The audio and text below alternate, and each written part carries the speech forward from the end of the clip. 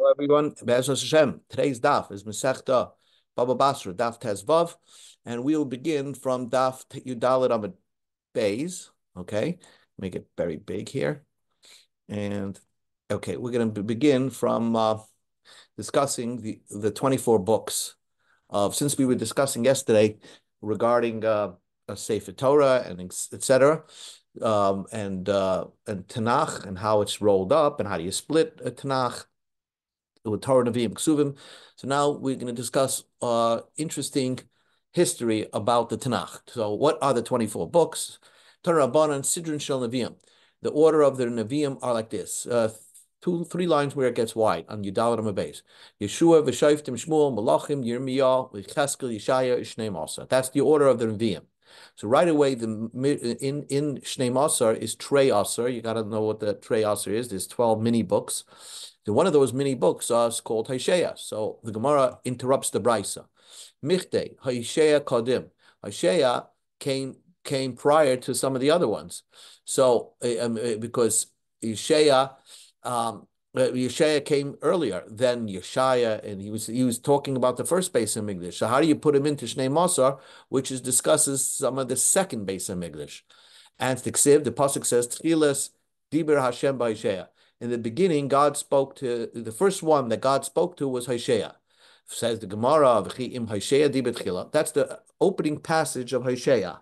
So the Gemara asks a question on that pasuk: did God only speak to Hosea? Is that the opening person, the first person that ever spoke to God? From Moshe to Hosea, there were many Nevi'im, so prophets. So the Hosea is not the first prophet. So the Amar Rabbi Yechon explained, he was one of the first four Nevi'im that said prophecy during during the first Beis Hamikdash. The Elohein, these are Hosea, Yeshaya, Amos, Micha. Notice Hosea comes before Hosea. So again, why did they put Hosea in the Trei Asar when he should have his own book, which should precede at least Yeshaya? And says the Gemara in Yirmiyah. So the Gemara said, and says the Gemara, Kivan the Ksiv Nibu Asaya Gabi Chage Izchari Malachi. Since they put him into a smaller book, they had to put him into because his whole book was very small. So because they didn't want to lose the book. Sometimes the book was so small that if they didn't put it in the right spot, it may have been lost for generations. So therefore, Chage Yischai Malachim were the end of the prophecies because they were in the second temple during the second bias. So therefore, they put it there. So says the Gemara, let's write it as a separate book. And says the Gemara, as I spoke it out, if they would have wrote Hosea as a separate book, it would have been lost. Now the Gemara asks, Michte, let us see. Yeshaya kodem Yirmi v'Cheskel. Yeshaya comes before Yirmi and Yecheskel. So the Kadmi Yeshaya Bereishit put Yeshaya first. Why does the order Yirmiyah, then the Brisa says Yirmiyah, Yecheskel, and then Yeshaya? And says the Gemara, there's an order of the way the Nevi'im are. Kevin the Malachim Sefer Churbana. Since the end of Sefer Malachim talks about the Churban of the first Beis Hamikdash, the Yirmiyah Kula Churban, and Yirmiyah discusses all about the Churban. The Yecheskel Reisha Churbana of Sefer Nechamasa, and Yecheskel first talks about the Churban, and then it talks about comfort that God will comfort the Jewish people. The Yeshaya Kula Nechamasa, and Yeshaya is all about comforting the Jewish people, because Yeshaya was in the time of Uziel, and Yirmiyahu was in the time of Yoshia and his kids, and who said prophecy in Yerushalayim. Anyway, but it's in the Chama. It's talking about even after the destruction of Beis Hamikdash, God did not forsake the Jewish people. So Sarchina Churban LeChurban Nechamas. That's why we put the Churban next to the Churban and the Nechama next to Nechama. And therefore, Yecheskel appears next to Yirmiyah, which appears next to Malachim, which discusses the destruction of the Beis Hamikdash. And then end of Yecheskel and Yeshaya discuss about the comfort of the Jewish people, that they will rise up again. Sidrin Shel Kesuvin. The Brisa continues. What's the order of Kesuvin? Ruas, the Sefer Tehillim. I don't know. Here it says Sefer Tehillim, the book of Tehillim. The Eov, Iyov, everything is a book. V'Iu Mishlei, Koheles, Shira Shirim, V'Kinos is Eicha, Daniel, Umegillas Esther. Right? And here we call it Megillas Esther. Ezra, V'Divrei Yomim. Even though there's a lot of other Megillas, right? So the Gemara says Ezra V'Divrei Yomim. Ulaman the Yama. So now Iyov comes after Sefer Tehillim. Sefer Tehillim was written by who? David HaMelech. So the Gemara asks a question. According to the opinion, Iyov lived in the time of Moshe Rabbeinu.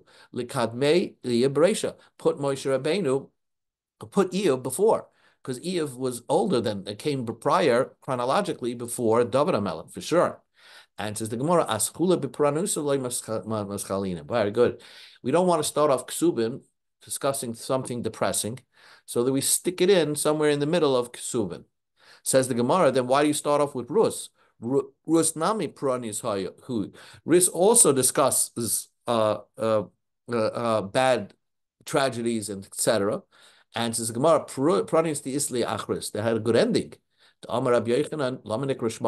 was Rus called Rus? Because Yatz Mena David, Shirivohu Lakadosh Baruch Hu B'Shiris V'Shish Bachais. God, he filled up God with Shira and Shavach praises. Okay, so therefore that's why she's called Rus. So there was a happy ending over there. Therefore it's a happy ending because it. Spiritually, because Eve also ends off somehow as a happy ending, but here was a spiritual happy ending for the Eibishter. So Umi Kosvan, and who wrote Iyov? Okay, that's the question. Umi Kosvan, who wrote Iyov? Okay, so the answer is Moshe Koshev Sifra. We know Moshe Rabbeinu wrote the Chumash Torah, Uparshas Bilam, and Moshe Rabbeinu wrote also the Parsha of Bilam. Okay, the Iyov and Moshe Rabbeinu also wrote Iyov. Parsha of Bilam is Parshas Balak. Well, of course, he wrote the whole Chumash Torah, but the nevuah that came out of Bilam could have come out of Moshe Rabbeinu. That's how high that nevuah that came out of Bilam. So that was Moshe, and Moshe also wrote the book called Iyov. Yeshua Kosav Sifroi Ushmaina Psukim Shabbatara. The Brisa says Yeshua wrote his own book and the last 8 psukim of the Torah. Shmuel Kosav Sifroi V'Shoiftim V'Rus. Shmuel wrote his book and Shoiftim and Rus. David Kosav Sefer Tehillim Ayidei Azar Zakenim. David wrote the Sefer Tehillim with 10 other authors. 10 other authors, each one contributed a chapter or two, or maybe a few chapters. Who are the other authors of Tehillim? Ayidei Adam Rishon, Ayidei Malki Tzedek, which is Shem, Ayidei Avraham, Ayidei Moshe, Ayidei Haman. There was a person called Haman, Ayidei Yedusun, this person called Yedusun, Ayidei Asaf, and the sons of Korach. Okay, Ayidei Shloisha b'nei Korach, and through the sins of the 3 people, the 3 sons of Korach. We're on top of Daf Tezvav Amud Aleph. Yirmiyahu, who wrote Yirmiyahu? He Kosav Sifra. Yirmiyahu was his own author. He wrote his own book, the Sefer Melachim V'Kinos, and he wrote Sefer Melachim, and he also wrote Eicha. Chizkiyahu v'Siyasoi Kosvu. Chizkiyahu and his helpers, Chizkiyahu and his comrades wrote the book of Yeshaya, Mishlei, Shira Shirim, and Kehelis. Now, of course, obviously, we know that Shira Shirim, Kehelis, and Mishlei were written by Shlomo HaMelech, but they put it together into the book. They edited it. There's a lot that goes into making a book, and they distributed it amongst the masses. That came out during the time of Chizkiah. Anshe Knesset Hagedolah, which is Chagei Zchari Malachim, or Bava and Mordechai, they wrote the gospel. They wrote Yecheskel, Sefer Yecheskel, Ushnei Mosar, and they wrote Treyasa, Daniel, Megillas Esther, and the Megillas Esther. So those are the Anshe Knesset Hagedolah. Now, it's interesting that the Anshe Knesset, like Mordechai, he wrote Sefer Yecheskel. So Rashi's bothered. Why couldn't Yecheskel, who was a Navi, write his own book? Why did they have Mordechai write the book?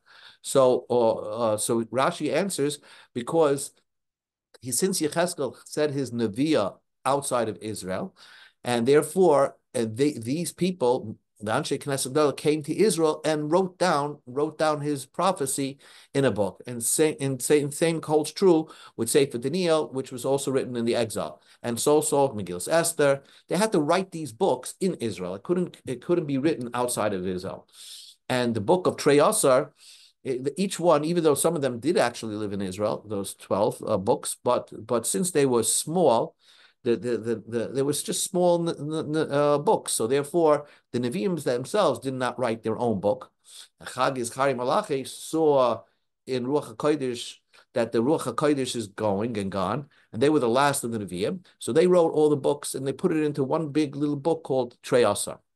So Ezra, the Gemara continues. Ezra Kosav Sifra B'Yachas Shel Divrei Yom Adloi. Ezra wrote part of his own book, and he wrote Divrei Yamim until a part of Divrei Yamim until it actually talks about his lineage, and then the book was later completed by somebody else called Nehemiah.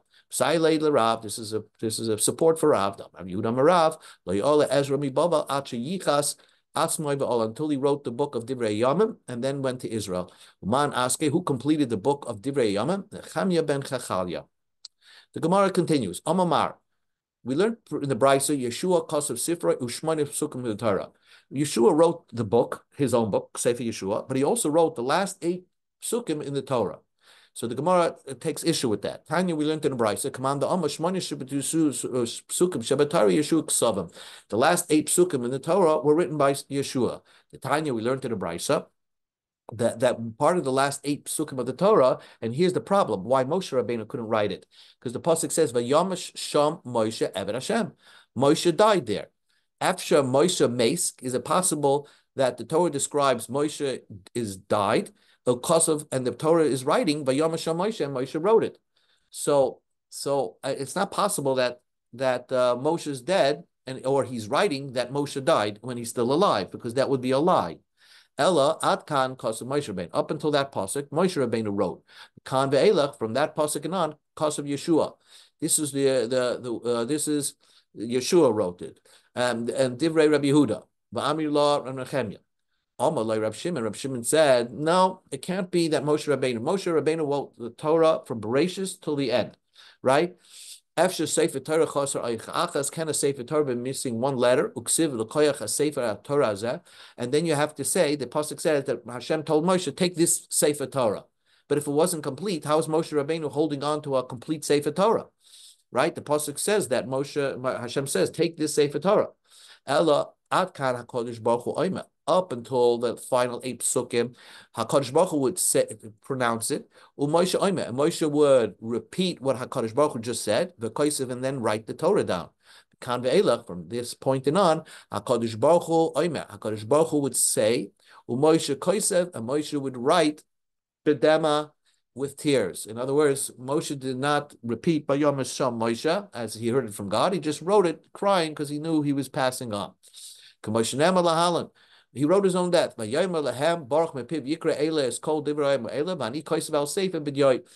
Sometimes that on all these things that Kadosh Baruch Hu says it, and that the Navi would write it from their master. So same thing, Moshe had to hear it from HaKadosh Baruch Hu and then wrote it down. And this goes on everything that we just said. Kaman Ozla. Now the Gemara asks, so you have 2 opinions. One opinion was Yeshua wrote the last 8 psukim of the Torah. So obviously, maybe the last 8 psukim of the Torah are not as holy as other parts of the Torah. So, and the other opinion holds that Moshe Rabbeinu wrote it, although Moshe wrote it differently.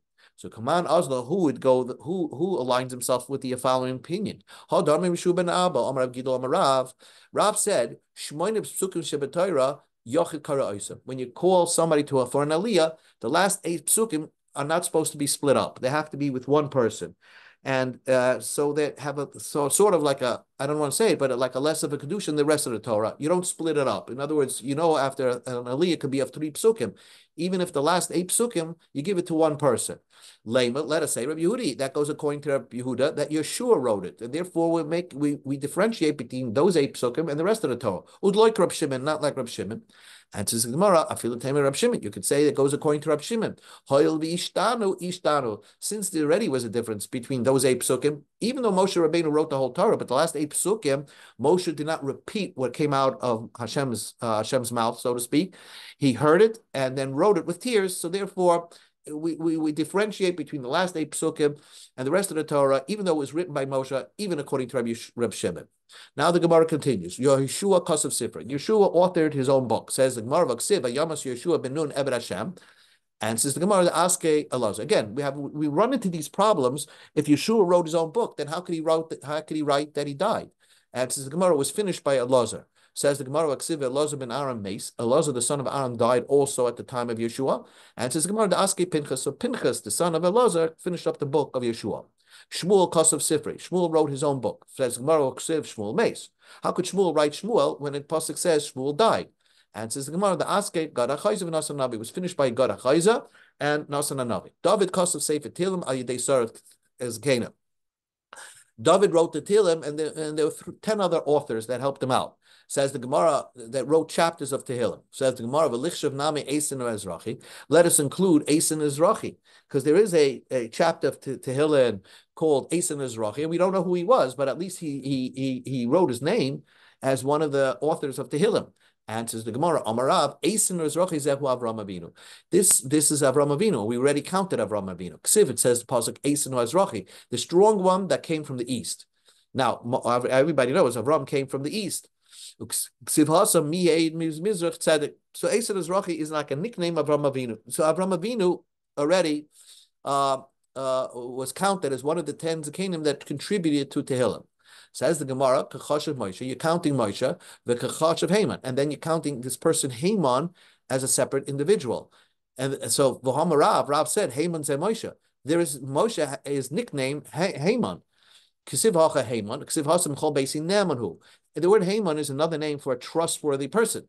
So therefore, if you're saying that one of the chapters of the Tehillim was written by Haman, and one was Moshe Rabbeinu, they're one of the same persons. And says the Gemara, Trey Haman Havi. Yes, Moshe is also called Haman, but you must say that there was a Haman that lived in that contributed to the to a chapter in Tehillim. Moshe Kosev Sifrei Uparshas Bilam Be'Ev. So Moshe wrote Eov, right? Messiah Leila Rabbi Levi Bar Lachma, Dom Rabbi Levi Bar Lachma. Eov b'mei Moshe Hayek. Eov lived in the time of Moshe. Okay, it's one of the most mysterious of all of the Sifrei Tanakh. It's when which we're going to discuss a lot maybe tomorrow. But the Torah says that Moshe, the Brisa says that Moshe wrote Eov. But how do you know? Because there's the language that's written in Eov is we find the same language that Moshe Rabbeinu used. Ksiv hach, it says over here, mi yiten yikosvu miloi, uksiv hasa memeh yivada ephoi. So we see that ephoi and ephoi, there's similar languages, so there's a hint that Moshe Rabbeinu wrote it. Says the Gemara, if you're looking at the word ephoi as your hint that Moshe Rabbeinu wrote it, because Moshe Rabbeinu was the one that used the word ephoi. Wait a second. Maybe it was written by Yitzchak. The Ksiv mi Ephoi had so tired. Yitzchak also used the language Ephoi. Maybe Yaakov wrote Eov. The Ksiv Ephoi. In Cain Ephoi Zoysasul. Yosef. The Ksiv Ephoi Hem Royim. So it doesn't.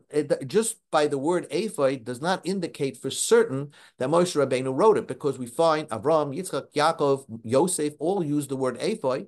And then you don't consider them the author of Eov. And so the Gemara loy sal kadaitach. The Ksiv meet him b'sefer v'yuchaku. Pasuk in Sefer uses the word yuchaku. Or Moshe hu dikir b'choykech. Moshe is the scriber. The Ksiv v'yareishus loy kisham chelkas mechoykech sofun. So we use the word mechoykech as an indication of the yuchaku that proves that Moshe Rabbeinu was the author of Eov. It seems Sefer v'yuchaku. And seems Mechoykek seem to apply that Moshe Rabbeinu wrote it. When did he live? Rava Amar Rava says, Eov b'mei meraglim. He lived in the time of the meraglim, of the spies. So during the 40 years that the Yidden were in the desert. Ksiv Hach, it says in Pasuk, Ish Hoya be'eretz ut Eov Shmoi. The Pasuk starts off Eov. There was a man who lived in the land of Utz, and his name was Eov. Ksiv Hasam Hayesh ba'etz. Did he have eitz? So we see that there is a parallel between Eov and the time of the Meraglim. Midami, Hasam eitz. There's a difference in words. By the Meraglim, it says the word eitz, and here it says word utz. So the Gemara says, Hachi Kamalei Moshe Yisrael. Moshe told the Jewish people, and I don't know why it says the Jewish people, he was speaking specifically to the Meraglim. And basically, he was asking them, when you do this spying, check out to see, is there a man that lives in the land of Canaan, that he lived a long life, which proves that he's a worthy person. Ke'etz, like a tree, the trees live long lives. Umegan al doire ke'etz, and can protect his generation like a tree. So Moshe Rabbeinu was searching for this person who's like a tree. And Eov lived in the land of Utz, which is similar to the word tree.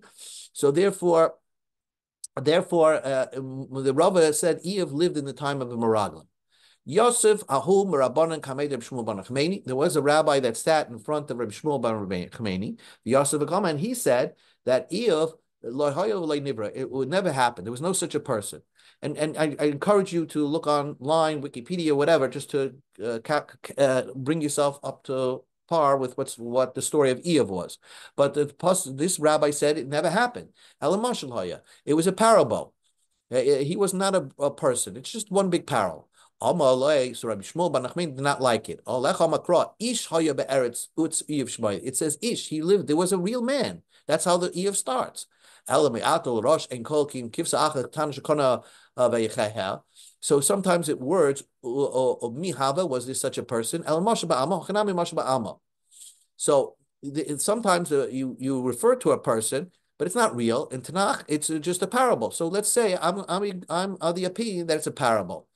So, but Reb Shmuel Bar Nachman did not like it. Why do you have to tell me his name? If it's just a parable, don't even tell me his name. Where he lived, it's not important. It's just one big moral lesson. Says the Gemara, Rabbi Yochanan, Rabbi Lozer, the Amri Tevayu, wow, Eov lived at the time of those that came up to build the second temple, and he had a shul in Tveria. He lived, so he sounds like he was Jewish. So the Gemara says like this, Meisvei, let us ask a question. On all these questions, we say that Eov lived in the time of the Meraglim, right? The Brisa says that Eov lived 210 years from the Jews entering Mitzrayim until they left Mitzrayim. So from this Brisa, it seems that Eov lived in the time of Egypt up until the Exodus, not beyond that. We go to Daf Tezvav Mebez. So the Gemara says, it doesn't mean that he lived at that time. He lived that amount of time of 210 years, but as the Jews being in Mitzrayim. But could be he lived at a different period. Meisvei. So I'm going to ask you a question. Shiva Nevi'im Nabal Ubasailam. 7 prophets said prophecy to the guy. So we had one opinion that says that Eov was Jewish. So the Gemara is now going to question that. What do you mean? There were 7 prophets that said prophecy to Goyim. Ve'elaheim Bilam Aviv, his father was a prophet. Eov Eliphaz Atimoni Bildad Hashuchi V'Tzayfan Amasi Ve'Eliob and Brachel Habuzi. These were the friends of Eov. But we see that Eov was a Goy because he said prophecy to the Goyim. So the Gemara says, wait a second. If all these people are Goyim, Bilam was a Goy, then you're going to have to say that this person, Elihu ben Brachel, Habuzi, was a Goy. Well, Tamech, according to your understanding, Elihu ben Brachel, Lab Yisrael, Hava, was he not a Jew? Right? Was he not a Jew? Because it says that he came from Mishpachas Ram, and some say that he came from the family of Avram Avil. So since he was Jewish, you could also say Eov was a Jew. Says the Gemara, Ella Nabi Lumasailam. His prophet, that Elihu was a prophet that said prophecy towards the Goyim. He said prophecy to the Goyim. Says the Gemara, what do you mean? What makes these Nevi'im special? Because they said prophecy about the Goyim? Every Navi says some prophecy about the Goyim. And says the Gemara, Yisrael. Every other prophet, let's say Yirmiyah, was a prophet that said his main prophecy was geared toward Jewish people. Hacha over here by Eov and Elihu, their main prophecy was towards the Goyim. So therefore, the Gemara maintains that you could still learn that Eov was a Jew, but he said prophecy, and he said prophecy about Goyim. So Nesve, so I'm going to prove to you that Iev was a guy, because the Brisa says Chassid Hoya B'Umas Ha'olam B'Iev Shmai. There was a pious man and amongst the goyim, and his name was Iev. He came to this world to accept all his reward for being a good guy. God brought upon him suffering. He started blaspheming, saying blasphemy about God. The God's unfair, etc., etc. So God gave him back his reward. He doubled his reward in Olam Hazeh. They returned him in Olam Haba to throw him out of Olam Haba. So Iev seems to be a goy, and he couldn't take the suffering. But Havdil, a Jew shouldn't suffer. But if a Jew suffers, he always recognizes that there is an Olam Haba. And therefore, if God's bringing suffering upon a person, it's because he's increasing his reward in Olam Haba. But clearly, from this brisa, Iev is a goy, not a Jewish person. So let's just finish up over here, another 2 minutes, and then we'll stop. Answers the Gemara, right? Tanoi here, it's machlekes Tanoim. Tanya, we learned in the brisa, Lazo Oima Iev b'mei shvayt hashayftim hayek. Shnei atem kulchem chazisim lamazeh hevel tebalu. Eizehu dar shekulei hevel. Havi Oima zeh dar shvayt hashayftim. There was a lot of nonsense during the Shvait HaShayftim, and there's a pasuk says Hevel Tabalim. So that this Rabbi Lazar holds Iev lived at the time of the Shayftim. Rabbi Shua b'Karchaima Iev b'Me'achashverosh Hayek Nema Lenin Tzasham Yafis K'Benois Iev b'Chol Aretz. They couldn't find a beautiful woman like Iev's daughters.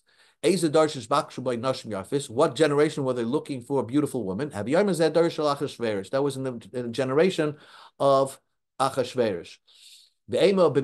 Maybe he lived in the time of David Melech. They were looking for a beautiful woman in the time of David Melech.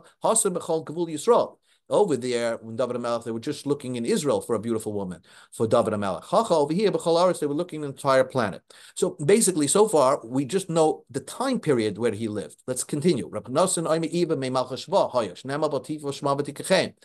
So he lived in the time of the Malchus Shva.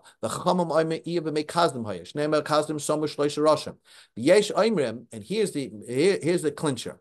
You could always say that if he lived after the giving of the Torah, Iev was a Jew. But there's a Yesh Oimrim that says Iev b'mei Yaakov hoya. Iev was a goy. He lived during the time of Yaakov. V'Dina bas Yaakov nasa. Dina bas Yaakov married Iev. K'diksiv k'daber achas tidabru. And therefore, everybody can hold that Iev was a Jew.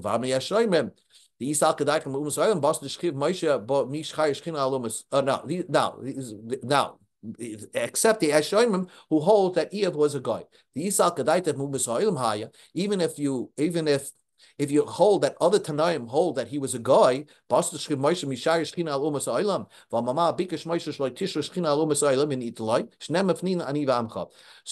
the fact that they said time periods that Iev lived after Moshe Rabbeinu, and he was saying prophecy, must mean he was Jewish, because Moshe said, when Moshe passed away, Moshe prayed that that Shekhinah, that God's presence, should not be on any of the goyim. So there should be no prophecy coming from the mouth of a goy. So everybody must hold that Iev, the first Tanoim, must hold Iev was a Jew. But the Yesharim says Iev lived in the time of Yaakov, which obviously he couldn't have been Jewish, because Yaakov is before the giving of the Torah, and he actually married Dina bas Yaakov. Okay, tomorrow, Be'ez Hashem, we'll discuss more about the Sefer Iev. I encourage you to go online to catch up on who Iev was and what the story is all about.